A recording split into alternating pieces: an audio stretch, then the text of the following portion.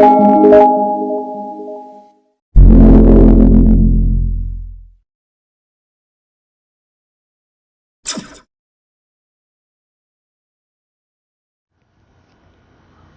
لتوریائی سال کا 12واں ہفتہ 26 جون بروز سوموار۔ آج کی پہلی تلاوت میں خدا ابراہیم کو کہتا ہے کہ وہ وعدے کی سرزمین جو خدا نے وعدہ کیا میں تجھے وہاں پر لے جانا چاہتا ہوں، اور جو تجھے برکت دے گا میں اس کو برکت دوں گا، اور جو تجھ پر لعنت ڈالے گا میں اس پر لعنت ڈالوں گا۔ اور پھر خدا نے ابراہیم کو بھیجا اور ابراہیم اپنے راستے پر ہے اور اس وعدے کی سرزمین کی طرف گامزن ہے۔ ابراہیم جو وہ ساری قوموں کا باپ ہے، کیونکہ اس میں سے بہت ساری قومیں نکلیں گی اور یہ ان سب کا باپ ہوگا، اور اس کی اولاد اتنی بڑھے گی کہ ستارے کو گن نہیں سکتے، ستاروں سے بھی زیادہ، مٹی کی ریت سے بھی زیادہ، یعنی بے شمار اولاد جو ہے وہ ابراہیم سے نکلے گی۔ ابراہیم بڑی تابعداری کے ساتھ خدا کی اس آواز کو سن کر تابعداری کے ساتھ اپنی بیوی سارائی اور اپنے بھتیجے لوط کے ساتھ اپنے سفر پر گامزن ہے اور وعدے کی سرزمین کی طرف جا رہا ہے۔ آج کی انجیل مقدس میں متی اس کے 7 باب کی پہلی 5 آیات میں خداوند یسوع مسیح ہم انسانوں مسیحوں ایمانداروں کے لیے ایک بہت زبردست بڑا پریکٹیکل میسج دیتے ہیں۔ کہتے ہیں عیب نہ لگاؤ، اگر تم عیب نہیں لگاؤ گے تو تم پر بھی عیب نہیں لگے گا۔ اور پھر یہ ہے کہ تم کسی اور کو گناہ گار نہ کرو، اپنے آنکھ کے شتیر کو دیکھو بنسبت یہ کہ تم کسی اور کی آنکھ میں تنکا ڈھونڈتے پھرو۔ تو یہ بڑی زبردست خداوند یسوع مسیح نے ہمیں یہ بات بتائی ہے کہ عیب نہیں لگانا، کسی کی آنکھ میں تنکا نہیں ڈھونڈتے رہنا چاہیے، بلکہ اپنی آنکھ کے تنکے کو اپنے بھائی کی آنکھ سے اچھی طرح دیکھ کر نکال سکے گا۔ تو اگر آپ کی آنکھ میں شتیر نہیں ہے تو پھر آپ کسی کا تنکا بھی نکال سکتے ہو، کسی کی تکلیف کا مداوع بھی کر سکتے ہو۔ تو آج کی ان تلاوتوں سے میرے عزیز بھائی اور بہنوں ہمیں کیا درس ملتا ہے؟ سب سے پہلے تابعداری، خدا کی تابعداری۔ خدا جو ہم سے چاہتا ہے وہ ہمارے ضمیر میں اس کی آواز گونجتی رہتی ہے، اور جب ہم خدا کے راستے پر نہیں چلنا چاہتے تو ہمارا ضمیر ہمیں ملامت کرتا ہے۔ تو اس لیے خدا کی آواز کو اپنے ضمیر میں، اپنے دل میں، اپنے ذہن میں سنیں اور اس کی تابعداری کریں۔ اور اس کام کے لیے آپ کا سفر لمبا بھی ہو سکتا ہے، ابراہیم کا بھی سفر، کیونکہ یہ وقت ہے جس میں کہ ہماری فارمیشن ہو رہی ہے، ہماری تربیت ہو رہی ہے، اور اس تربیت کے بعد ہمیں اس کا پھل بھی ملتا ہے جب ہم اپنی منزل کو پا لیتے ہیں۔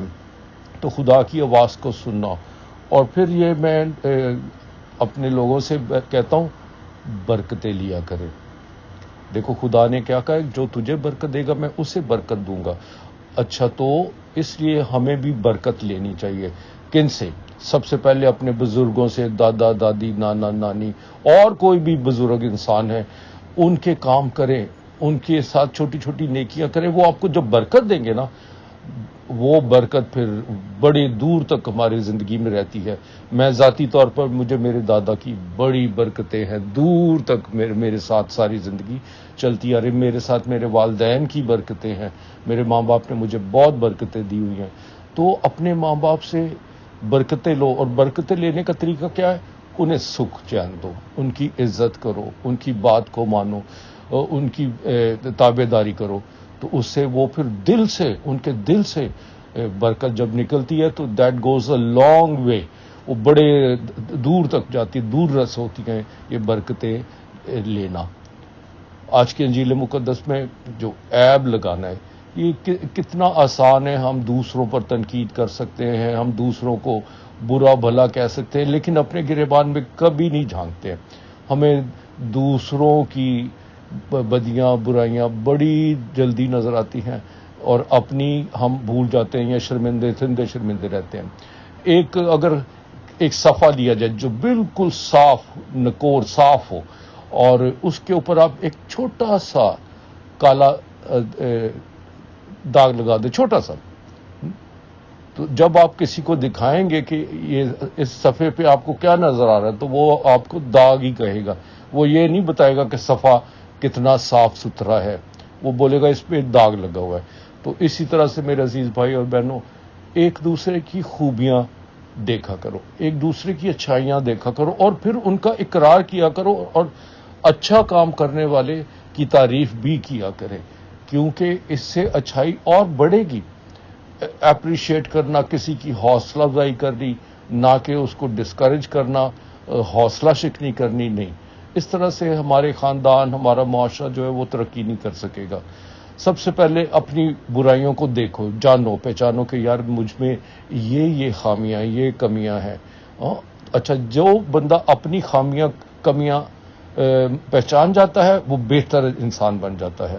لیکن جو دوسروں کی ہی دیکھتا رہتا ہے میرے عزیز بھائی اور بہنوں، وہ دوسروں سے بھی ایکچولی بدتر ہوتا ہے، کیونکہ اس کو دکھائی ہی وہ چیزیں دیتی ہیں جو اس کے اپنے اندر ہیں. تو اس وجہ سے خداوند یسوع مسیح کا یہ پیغام کہ عیب نہ لگاؤ، کسی پہ عیب نہ لگاؤ، جھوٹا ہو یا سچا ہو عیب نہ لگاؤ، اچھائیاں دیکھو ایک دوسرے میں. اور پھر یہ نہ کہو آپ کی اپنی آنکھ میں شہتیر ہے اور آپ کہیں کہ اس کی آنکھ میں تنکا ہے. نہیں، ایسا نہیں. خداوند یسوع مسیح کہتے ہیں کہ ایک دوسرے کی حوصلہ افزائی کرو، اچھائیاں ایک دوسرے میں دیکھا کرو. اگر ہم ایسا کریں گے، ایک دوسرے کی اچھائیاں دیکھیں گے، یہ دنیا بڑی خوبصورت دنیا بن جائے گی. انسانی رشتے جو ہیں وہ بڑے خوبصورت ہو جائیں گے. جب ہم بس ایک دوسرے پہ الزام تراشی کرتے ہیں، ایک دوسرے کو نیچا دکھانا پسند کرتے ہیں، تو پھر میرے عزیز بھائی اور بہنوں، انسانی رشتے بھی ٹوٹتے ہیں، ان میں دراڑ بھی آتی ہے، اور ہم اپنے آپ پر غور کرنے کی بجائے ہم دوسروں پر غور کرنے سے ایک دوسرے کو کھو بھی دیتے ہیں.